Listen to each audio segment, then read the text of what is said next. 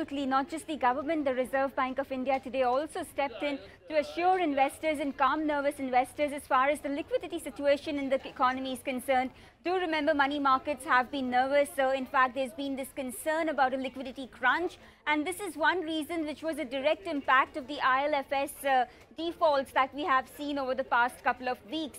To this effect, the Reserve Bank of India today stepped in, helping banks to avail more in terms of easing the liquidity available to them. It did this in two ways. One was, of course, by increasing the amount of SLR they can dip into. So now they can dip into about 15% of the statutory liquidity reserves that the banks have to maintain.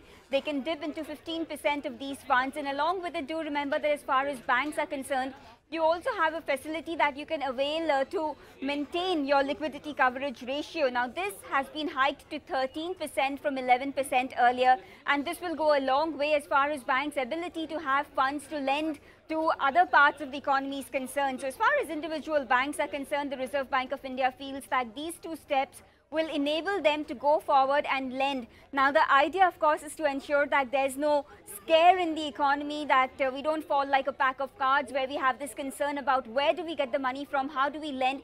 So these two measures are intended in that direction to allow banks the confidence to continue lending to NBFCs despite the defaults we have seen at ILFS. Now, will banks do that? That's the big question mark, because do remember, banks are trying to come to terms with the situation. I've been interacting with various banks, State Bank of India I've been talking to, and they tell me that while there is no concrete proposal that they've got from ILFS with respect to a rescue package of sorts or what they can infuse to ensure that we come back to stabilizing the market, but State Bank of India, being the biggest bank in the country, will have to do its bit to ensure that some resemblance of sanctity in terms of stability returns to the market. And to this end, we had Reserve Bank of India also stepping in to calm investors. In fact, we remember over the weekend also, Reserve Bank of India came out with a statement saying that they are watching the situation very closely and will step in as and when required, because they are assessing not just the market condition but also the level of liquidity available in the market.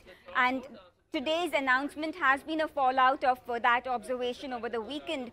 Apart from that, of course, do remember that this will also help to improve the distribution of liquidity in the economy, and this will go a long way as far as addressing some key concerns pertaining to NBFCs is concerned, because do remember, banks have been a bit skeptical about lending to big projects, considering project financing has seen some sort of a fallout of the entire asset quality review that we saw in the past. They are being more stringent in terms of applying norms when it comes to lending, and now we also have NBFCs that are in a bit of a soft spot after what we saw at ILFS. So these factors combined did stoke the decision from RBI. In fact, open market operations is something that RBI will also be dipping into. In fact, today 10,000 crore OMO is something they are expected to conduct. Remember, on the 19th of September also they had launched a ONO of about 10,000 odd crore rupees.